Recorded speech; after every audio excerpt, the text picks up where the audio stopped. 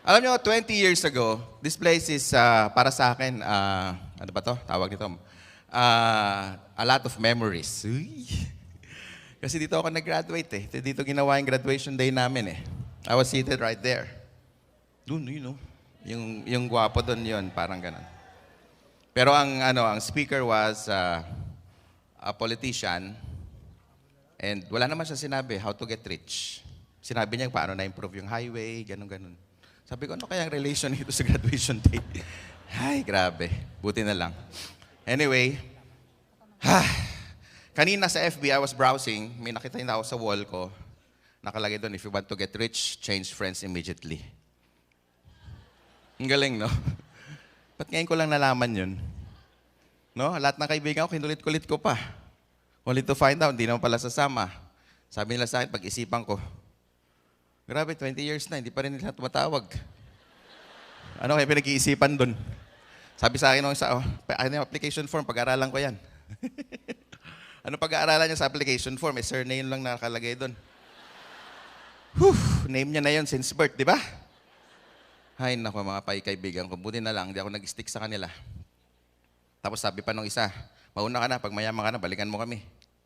Tapos, tawagan mo kami. Alam niyo, nakakatawa, no? Nakakalimutan mo sila pag may isang sumama na, correct? Pag may dalawa na, nakakalimutan mo na lalo. Pag tatlo na, you forget them, right? Pag naapat ka na, nakapag-invite, sumali na, duplicate ka na, na-multiply ko na, wala, magkikita na kayo pag reunion ka na. Pag nag-reunion na lang. Last month, nag-reunion kami, nakakatawa. I was late about 1 hour sa Shangri-La. Sabi ko, alika, dinner tayo. Saan? Sa Shangri-La, EDSA, sagot ko. Nakalimutan ko, may appointment ako sa office. Natapos ako mga 8:30. Naalala ko, meron akong dinner. Takbo agad ako doon. Buti na, naka-Ferrari, kaya mabilis. Tapos, pagdating ko doon, no, nakakatawa. Agad lahat sila sa mesa. Sabi ko, ba't di ba kayo nag-start? Hindi namin alam kung sino magbabayad eh. Ngayon, dumating ka na, kakain na tayo. Mga kaibigan ko talaga, oh. Wala, pare-pareho pa rin kami kung di ako nag-decide 20 years ago. Malamang, we're still broke. Hindi nyo naman sila kailangang kalimutan. Medyo wala lang sila sa list mo. Pero balikan mo kasi prospect mo pa rin yan na. Tama ba? Okay, I prepared 360 topics. Let's begin. First topic.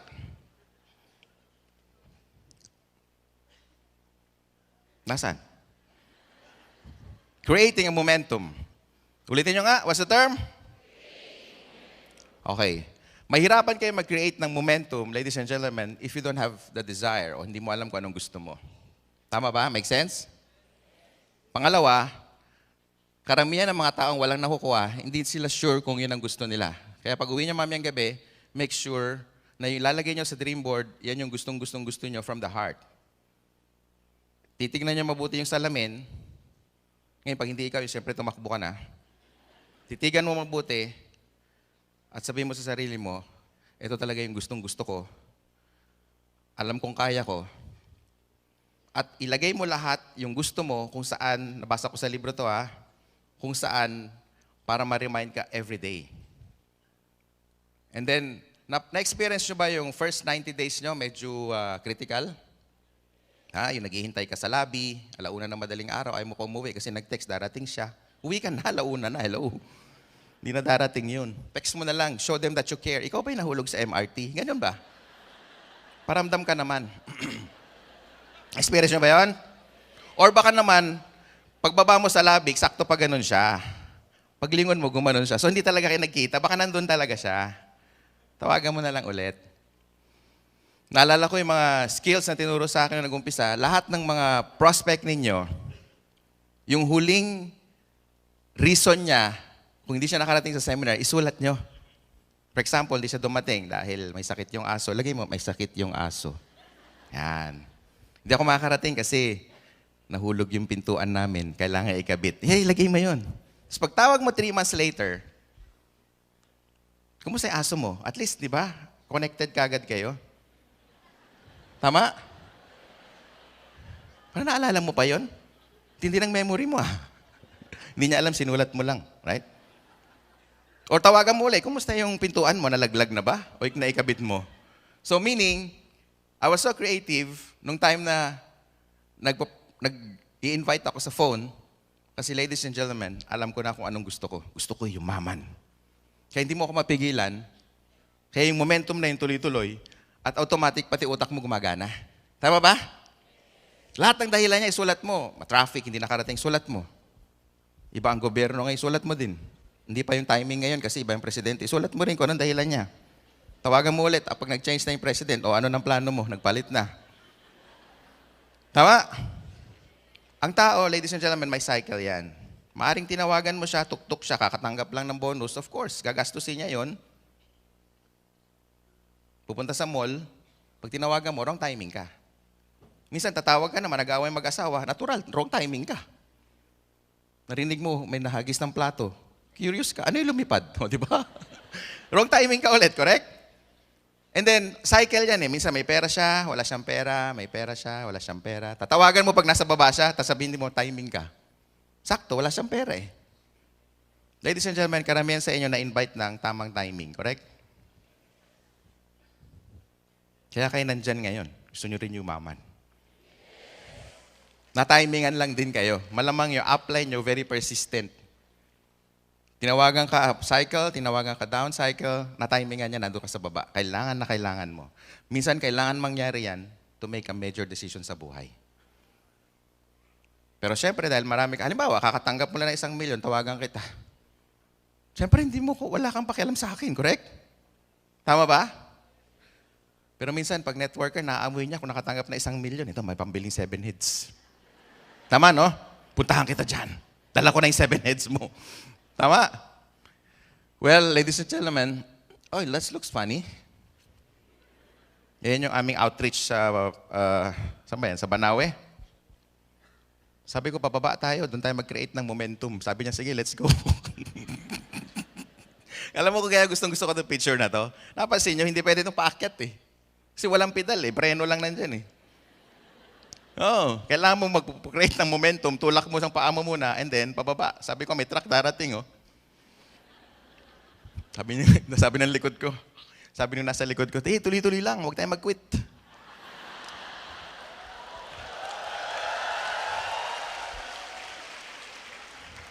Kulit eh, no? Okay. Next topic. Equipping for success. What's the term? This is the reason why we're here today. We're gathered here today. 20 years ago, ladies and gentlemen, I attended so many seminars, so many trainings, no? And you're so blessed kasi inuulit lang namin ulit. Ibig sabihin, not only the BOD, pati training team, they've been there for so many years. And matagal na nilang in-scale yung mga mountain na yan. Matagal na silang successful. And this is the reason why AIM Global is so successful because we continue equipping people. Tuloy-tuloy.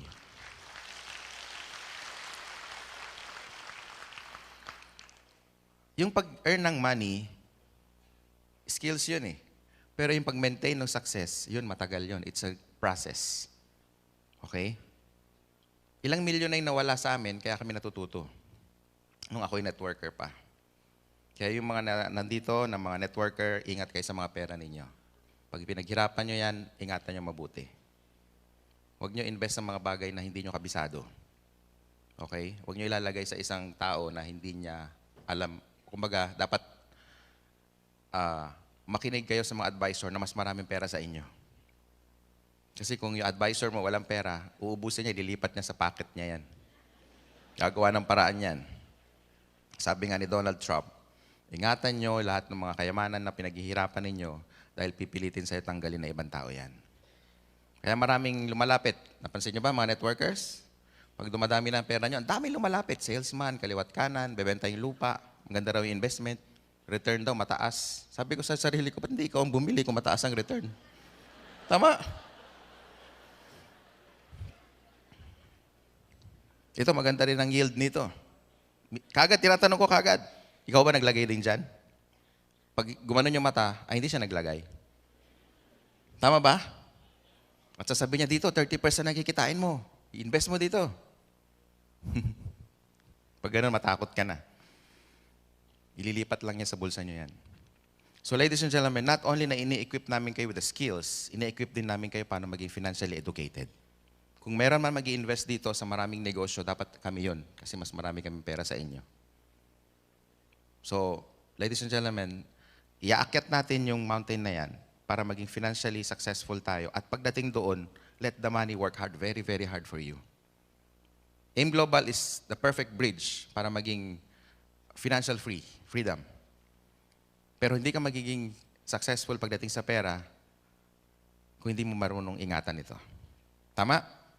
Kaya kahit ako, may-ari na, ina-equip ko pa rin yung sarili ko. Not only sa skills, because sa loob ng AIM Global, syempre bully ako. Ako yung may-ari.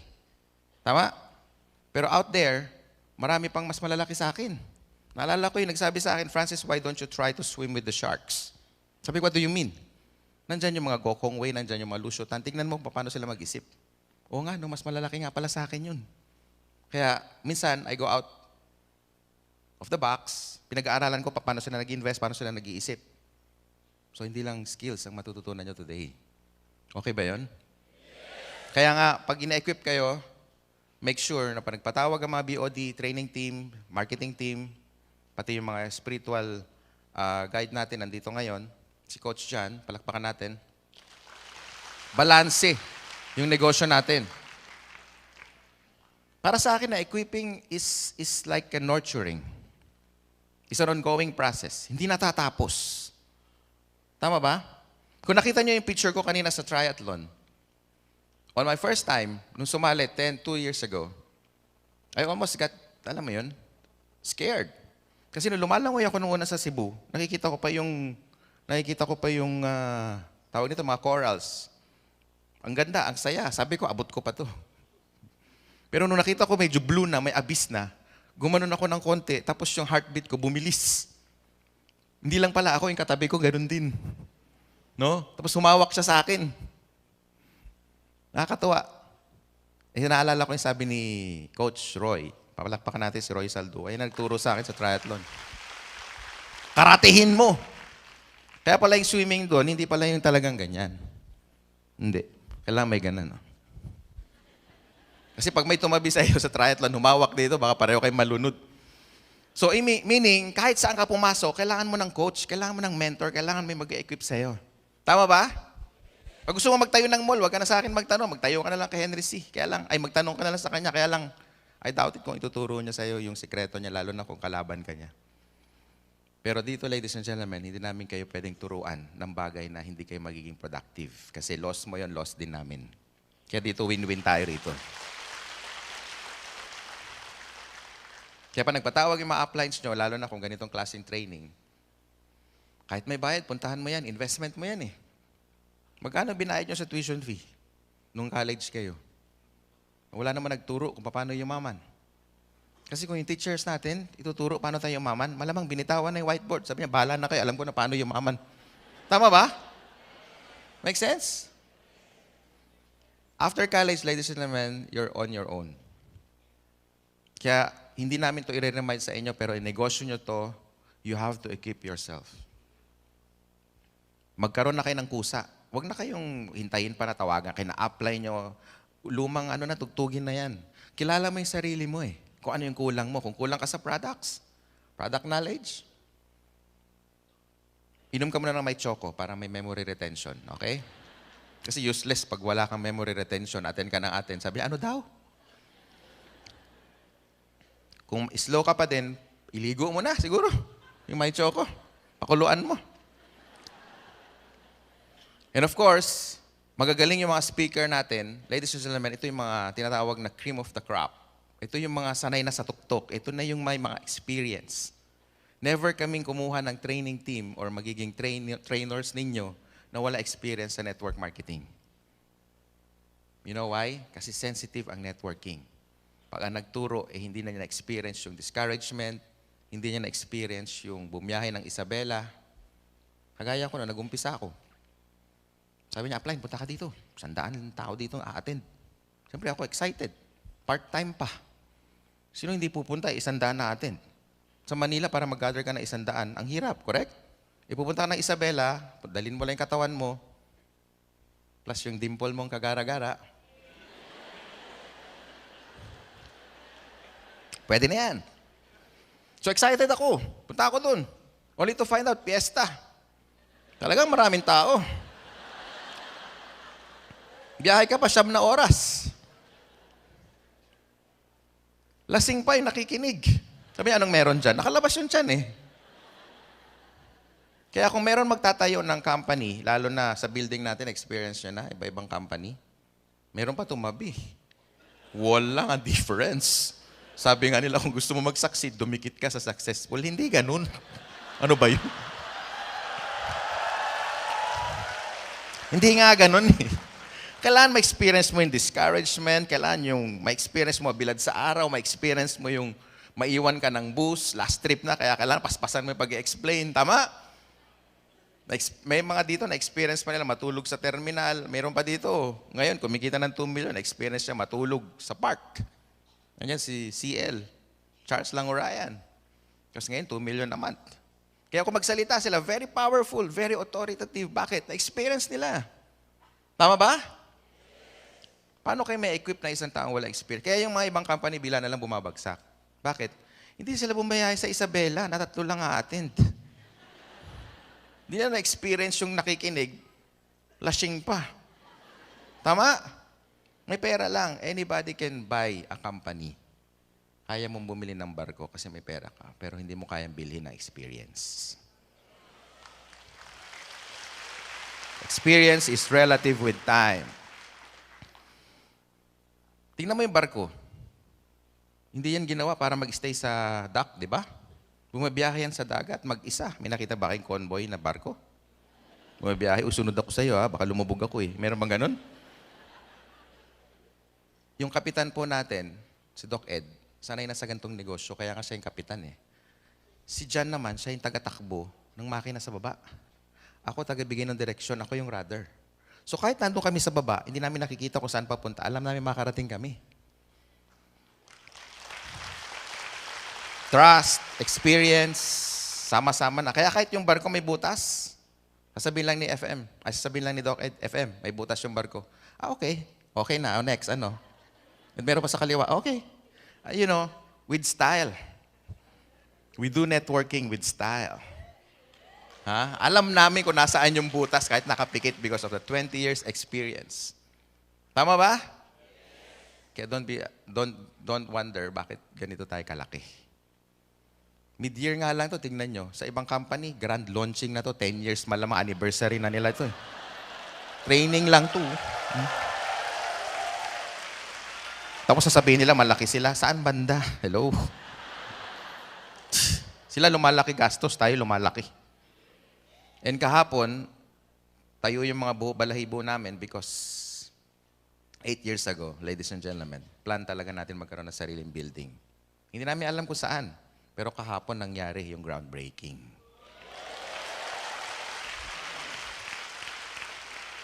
Hindi pa kami nagsisimula, nakaplano na rin ang Alive Foundation, no? Nakaplano na rin yung alam namin gagawin sa mga top earner, no? We continue equipping people, meaning, tama ito eh. Successful na ang company, pero hindi pa rin kami tumitigil, period.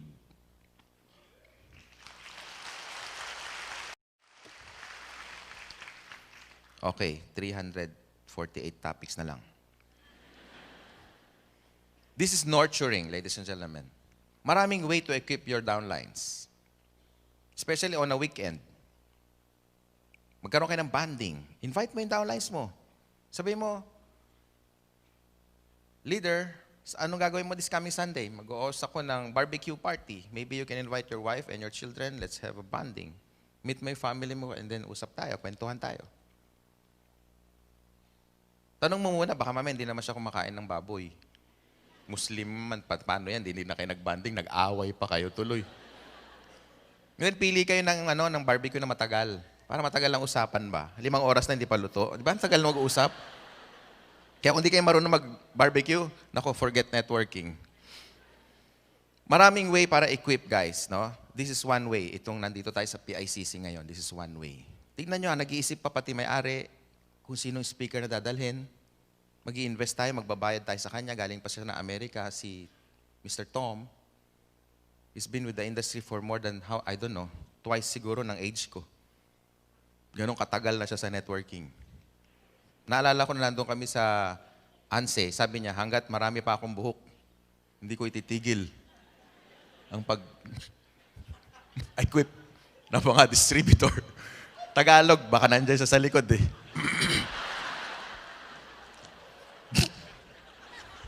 Ganon siya katagal, ladies and gentlemen. And finally, binabasa ko lang siya noon. Ngayon kasama ko na, nakikinig ko, nakikita ko yung mata niya, na-feel ko yung kanyang excitement sa business, na-feel ko yung success niya. Feel na feel mo paano siya magsalita. He's so funny. So nagkaroon kaming tatlo, nagkaroon ng easy comfort, ang tawag nito, comfortable sa kanya. Kaya kinuha namin siya. Iba siya. Iba siya pag nasa likod kayo ng stage, iba rin siya pag nababasa mo sa libro. Lalo na may experience nyo, kakaiba siya. Yung naka-attend sa ANSE, na-feel nyo siya, di ba? Yes. Ngayon, mas ma-feel nyo siya ngayon kasi ating-ate siya, solo-solo natin at AIM Global yung crowd. One day, malamang, invite din natin dito yung mga tycoon sa Pilipinas kung paano nila minamanage yung pera nila. Correct? So, i-equip namin kayo. Humanda lang kayo, marami pa, hindi tayo matatapos. Okay? Pagdating sa tuktok, kukunti lang tayo. Pagdating sa taas, malamig, hindi crowded. Sa baba, marami, maamoy. Ladies and gentlemen, ilang beses na kami umakyat doon. Hindi kami titigil, hindi kayo makarating sa taas.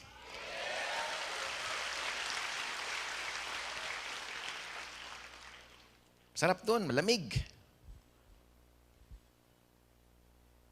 Huwag lang kayo bibitaw. Kaya kung ano yung mga direksyon ng company, sunod lang kayo, sunod lang. Pag sinabi, attend. Tama? Pwede ka naman mag-decide eh, kung manood ka ng TV, umattend ka eh. O didali mo yung TV dito, habang nanood ka, umattend ka na rin. Pwede, pareho naman eh, pwede, right? Tama ba? Ang tawag dyan, huwag kang aalis sa circle of influence. Kaya huwag kayong gagawa ng sarili nyo sistema. Pag ang company nag-sponsor ng mga mid-year, anniversary, pilitin nyo dumating. Kasi baka may downline kayo na nanghihina na, wala pang downline, na-invite siya sa ganito at nakatabi niya, kabaro niya. Halimbawa, ako engineer. Naghihingalo na. Sininok na, wala na akong downline. Tapos nakatabi ko, engineer din. And pareho kami ng experience. 2 years na siya, ako 2 years din. Ako walang nangyari sa kanya, nagkaroon siya ng kotse. Sa tingin mo, hindi ako magtatanong kung anong sikreto niya? Tatanungin ko, correct? Malamang, i-explain ko yung experience ko, share ko, malamang i-share din niya, sabihin ko sa kanya na, paano mo ginawa? Tama ba? Tingnan niyo by accident, nakatabi niya lang yung tao, wala siyang alam-alam, pero na-inspire siya. Pag uwi, alam na niya gagawin niya. Tama ba? Maraming ganyan, lalo na sa mga lugar na pinupuntahan namin, sa Visayas, ganun din. May grade 2, may grade 5. How come hindi naman sila nakapag-aral, hindi sila educated, pero ang gagaling nila sa networking? Bakit? Lahat ng activity kasi ng company, lahat ng sponsor na pumupunta ng marketing team, training team, nandun siya lagi. Wala siyang alam eh. Basta dala lang siya, just go with the flow. Ngayon, magkano yung latest check na in-issue ko sa kanya? 600,000. Isang buwan. Dinadala lang niya yung katawan niya kung nasaan yung activity. Make sense? Well, sorry kung naubusan kayo ng ticket. Kasi kung ako downline nyo, sa akin pa lang, pupunuin ko talaga Araneta Coliseum. Maubusan ka talaga upline. Tama ba? Make sense? Kaya lahat ng mga ganitong klaseng pagtitipon, training, workshop, ganitong convention, huwag kayong mag-absent. Maaring narinig nyo na yung mga sinasabi namin, pero mariremind kayo. Mariremind kayo lagi. Baka natatimingan namin, minsan yung sinasabi namin sa sitwasyon ninyo. Maaring nung nakikinig kayo sa amin, pasok dito, labas doon, dahil nagte-text yung nanay mo, uwi ka na, tama. So wala ka focus during that time. Pero ngayon, dahil solo mo kami, nakaupo ka dyan, nagbayad ka pa, ay talaga makikinig ka, kahit iing-ihi ka na, hindi ka lalabas. Mahal eh. Tama ba? Make sense? Ladies and gentlemen, kung 3,000 tayo ngayong gabi, 3,000 din ang program nyo sa mga mindset ninyo. Since birth, lalo na. Kung pag-aaralan nyo, mostly. Lalo na kung araw-araw kayo nanonood ng TV. TV, hindi magandang motivation sa buhay, lalo na kung panay drama. Kasi laging, ang mayayaman, masama, no? Pag teleserye, sila yung laging nang aapi. Tama ba? Kasi imposibleng yung mayaman, siya yung aapihin ng alila. Comedy na yun. Boss, maglinis kami, ganun ba dun? Na script? Wala, correct? Nakita mo ba sinasampal yung mayaman? Pakpak! Maglinis ka, hindi ka naglinis, hindi ka kakain. Comedy na yun. So, minsan, nai-inject, lalo na sa mga children, yung mga ganun scenario, and then minsan nababackupan parang iniikutan. Halimbawa, pumunta sa isang gathering, tapos nakadinig siya na ang mayayaman, masama ugali. Sila ay mga nang-aapi. Pasabi ng bata, ayoko na talaga yumaman. Tama ba? So, na-program na siya, kaya pagdating ng panahon, pag in-invite mo siya sa ganito, yayaman, ayoko. Bakit? Masasama ugali. Pero marami akong kilalang mayaman, di na masama ugali. Ang dami. Sila ay nakakatulong sa society kasi ang dami nilang pinamimigay. Tama ba? Make sense? So meaning, pag nahihirapan ka, madrama ka lang.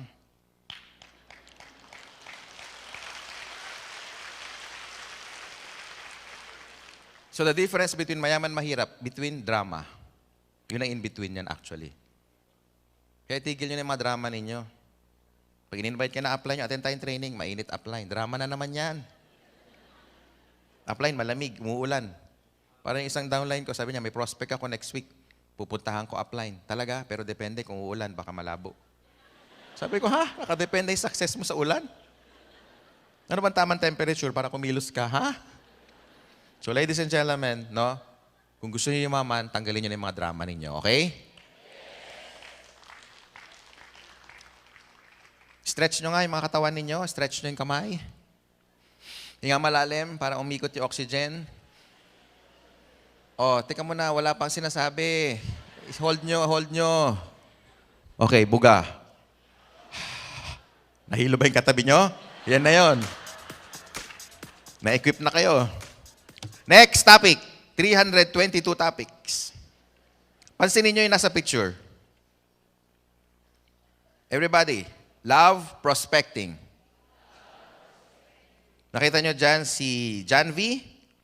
Nakita nyo si Roy? Nakita nyo ba si Carlo? Nakita nyo ba dyan si Mylene? Parang sexy mo dito, Mylene, ah. Nakita nyo ba dyan si Joseph Lim? Ladies and gentlemen, kaya ako nilagay yung picture.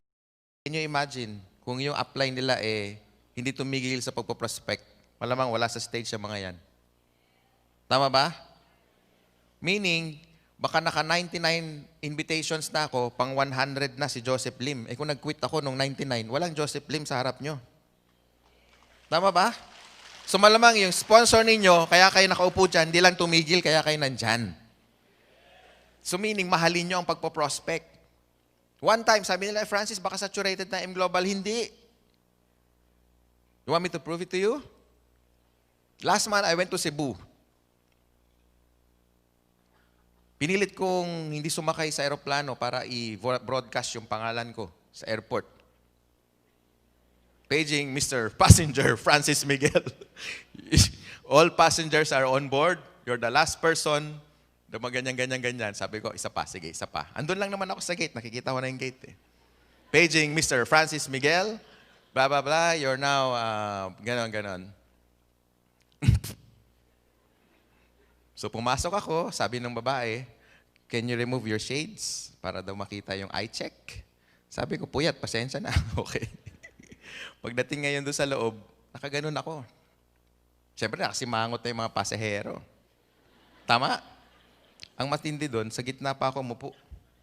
Doon ako sa gitna nakaupo eh. So pag upo ko, napangiti ako kasi sabi ko, wala nakakilala sa akin. Grabe, daming prospect.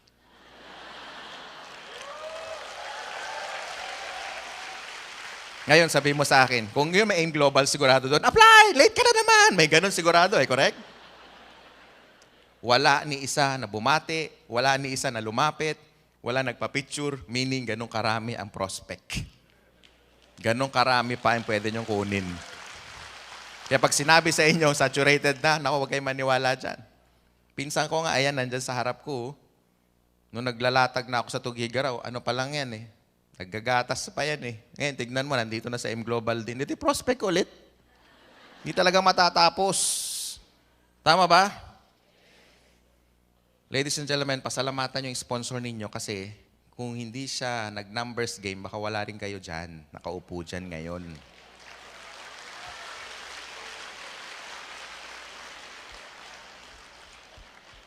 Baka nasa 60 prospect list, pang 60 ka eh. Eh kung nag-quit siya nung pang 59, wala ka dyan. Hello! Malaman nandun ka, naghahabol ng bus. Tama? Every morning. Nakita niyo ba yung bus, EDSA, pag tuwing umaga? Parang vacuum cleaner, no? Sinisip-sip yung tao naturally. Pag bumukas yung pinto, tama? Kahit wala kang planong sumakay, pasok ka na, lahat kami papunta doon. Papasok ka sa bus kahit hindi ka nakasasakay doon eh. Tama ba? Napansin niyo rin yung MRT? Yung mga babae, naka-high heels? Pag nagkamali ka ng shoot doon, yung in-between rails, tsaka yung tren, shoot yung takong mo, nakakita na ako ng nabali eh. Naglakad siya, wala na. Bali na yung, wala. Hindi ka naman makabalik dahil lahat papasok eh. Alas, nag-enjoy kayo ng ganyan, sinusundot ng payong, eh di dyan kayo.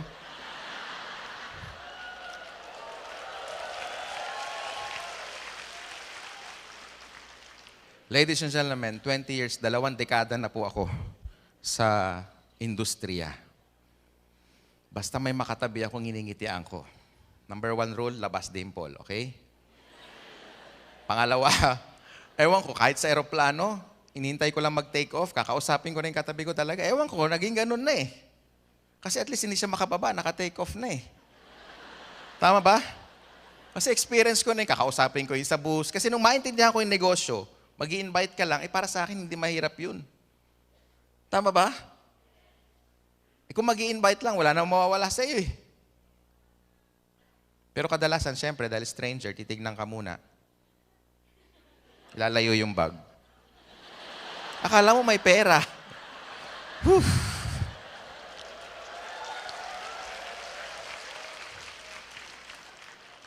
One time, nag-church pa ako. Sabi ng pare, peace be with you. Talaga ako yung, alam mo yun, when I love network marketing, ladies and gentlemen, ibang Francis Miguel. Dati suplado ako, yung makipag-usap, lalo na stranger. Di ko kinakausap. Bakit? Di ko kilala eh. Yun ang mindset ng parents and don't talk to strangers, correct? Tama? Pero nung nasa networking ako, naintindihan ko, ay grabe.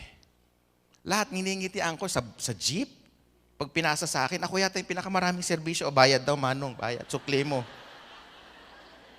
Antindi. Tapakan mo yung pa ako, dati magagalit ako. Ngayon, hindi. Meron pa isa, oh. Kahit may ingron. Prospect, eh. Tama ba?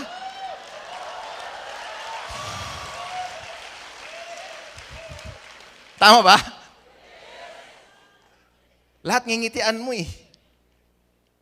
Sabi ng pare, peace be with you, di ba? Ako yata yung pinakamatagal, eh.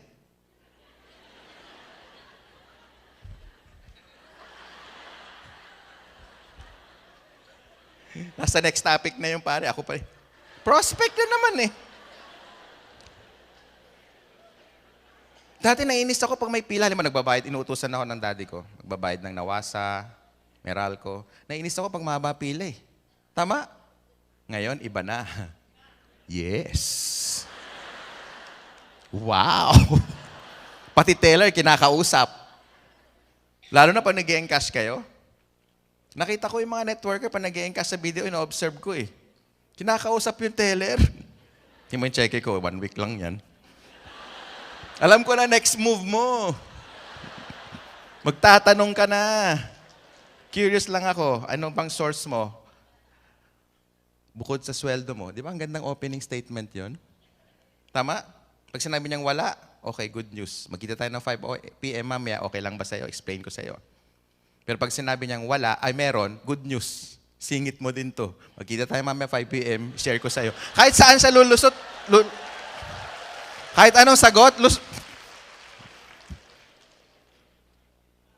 Ngayon may drama ba doon? Wala. Tama ba? Mahalin yung pagpo-prospecting, ladies and gentlemen. Ito yung ating lifeblood. Ito yung buhay ng negosyo. Huwag ka lang tumigil, yayaman ka din. Huwag kang tumigil. Baka yung next na imbitahan mo, makatabi mo sa bus, nagbasa ng horoscope. Talagang give up na siya sa dreams niya eh. May makakatabi kang nakakurbata ng blue. Ikaw na yun, oh. Tama ba? May tao nang ganun, may nagbabasa na pati horoscope, pinapatulan na eh. May mag-aalok sa'yo na extra income, kausapin mo, yayaman ka dyan. Di ba minsan may ganun na sa horoscope eh. Eh kinausap mo, sabi niya, ikaw na nga yun. So you should love prospecting. Everybody say, love prospecting. Love prospecting. Yun yung nakita ko kay Big Al. Narinig ko sa kanya last time nag-uusap kami, most networker na hindi lumalaki, ayaw na nila to. Lalo na yung mga dumating dito na networker na maraming frustrations from the past MLM company niya, tapos nagsara. Ayaw na nilang mag-recruit. Bakit? Gusto nila nagtitrain na lang. Nakarinig na ba kayo ng ganyan? Gusto niya nagtitrain na lang kasi ayaw niya na mag-recruit. Kasi yung kanyang ego, ayaw niya nang masaktan ulit. So, ego lang pala. Tanggalin mo na lang. Di man nakakalason yan. Tama ba? Next topic. Gratitude attitude. Everybody say gratitude attitude. Be thankful. Kung may chance ka ngayon, dala mo cellphone mo, sa malamatan mo na upline mo. Lagay mo doon upline wherever you are, thank you. Text nyo na ngayon para ma-receive nila. Huwag mo na ilagay doon, pa-flash out kita. Huwag naman ganun. Baka nagmamaneho mabunggo pa. Over the last 20 years, ladies and gentlemen, pag lagi ka nagpapasalamat, lalo na pag opening speech mo, it should happen like this, ha? I'm Francis Miguel, I'm a global ambassador, but before my speech, before my talk, I'd like to thank my sponsor. Kung wala siya, wala ako sa harap nyo ngayon. Always say that. You know why? So that the whole atmosphere, automatic peaceful na kagad siya. Isa lang isipin ng taon to, ng mga audience nyo, itong taon to, napaka-humble. Tama ba? And everything will be alright. Lagi nyo ugaliin yun. Kahit hindi siya okay na upline, kahit hindi siya supportive, sabihin na natin, i-inopen ba naman niya, 8 agad na linya. Talaga hindi kanya makikita. 7 lang ang araw sa isang linggo. May isang kulang. Pero still, kahit hindi supportive ang upline, still be thankful. Kaya i-text nyo sila ngayon, sabihin nyo, upline, thank you very much for the wonderful and the best opportunity na sa pag-i-invite sa akin. Text nyo. Kung nandyan siya ngayon, kawayan mo na lang.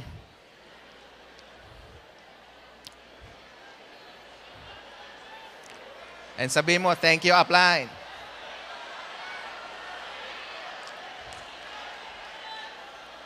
Thank you, upline.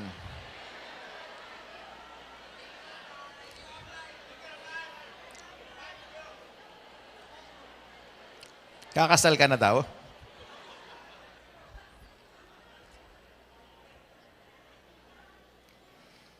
Alam nyo, ang sponsor ko sa business na to, ladies and gentlemen, is no other than my father. Siya yung nag-recruit. And buti na lang, tatay ko, sponsor ko. It could have been anybody else. Could have been my neighbor, my friends. Tama ba? Pero I could have quit also kung hindi tatay ko. Iba yung influensya na, siyempre, tatay mo. Tuwing umaga, pinag-uusapan nyo, grabe. Anak, kain na tayo, grabe. Grabe ng grabe. Hindi naman niya sinasabi kung bakit. Minsan nagpupustahan na kami magkapatid. O, pustahan tayo, tol. Opening prayer, grabe. Tama, pag upo, anak, grabe. Dinner, ganun din. Alam niyo mga anak, grabe. Hindi ko alam kung may sumasama o wala. Parehong paspasok eh. Tama? Pag sinabi mong grabe, hindi mo alam kung may nangyayari o wala eh. Grabe ba dahil hindi ka sinipot o grabe dahil dumadami network mo? Parehong hindi mo alam kung paano eh. Pero ladies and gentlemen, every day, nakasama ko ang upline ko, yung motivation nasa bahay lang. Hindi umaalis. And during my time, nung networker ako, lahat ng kasama ko sa class, sa room, sa seminar room, ako yung pinakabata. Kasama ko 50, 55, 60 on the average. Sabi ng mga friends ko, pare, parang OP ako dito. Tignan mo, panay thunders. Sabi ko, nakita mo pa yun? Ako naman naisip ko, ako yata unang bata, pinakabata na gagawa nito ngayon. Yun ang naisip ko. And true enough, I was awarded the youngest manager, parang global ambassador sa atin nung time na yun. The youngest. I was 23 that time. Pero ang point ko, pagkasama mo pala ay punong-puno na experience, ang maririnig mo sa kanya panay wisdom na lang. Tama ba? 60 years old na eh. Siyempre, ang maririnig mo, mga right words, investment, equity, money, return of investment. Iba na, hindi na katulad ng mga kaklase ko, saan gigimik, saan iinom sa Friday. Doon nag-iba. I was 23 pero I was thinking like as if I am 50 years old. Sobrang matured. Yun lang, diba? Cute, bata pa. Hanggang ngayon, no? Pero yung utak, sobrang layo. And kaya ako sinishare sa inyo to, guys. Kasi nung time na yon, 20 years ago, nasamahan ko pala yung mga tamang tao. Bakit? Of course, pag Friday, pag 60 years old na, hindi na mag-aaya. Pare, bilyar naman tayo, isang shot lang. Wala nang gano'n, diretso uwian na. Tama ba? Buti na lang. Buti na lang yung Francis Miguel, nung 23 years old siya, ang kasama niya, mga experience na. Hindi lang ako umalis doon a couple of 3 years. And I became rich. So ladies and gentlemen, dumikit lang kayo sa AIM Global. For the next 3 years, i-equip namin kayo. I-mentor namin kayo. Tandaan nyo tong M na to ha. I-motivate namin kayo. I-monitor namin kayo. I-multiply namin kayo. Panay M yun. And finally, gusto namin kayo maging model eventually sa mga downlines ninyo.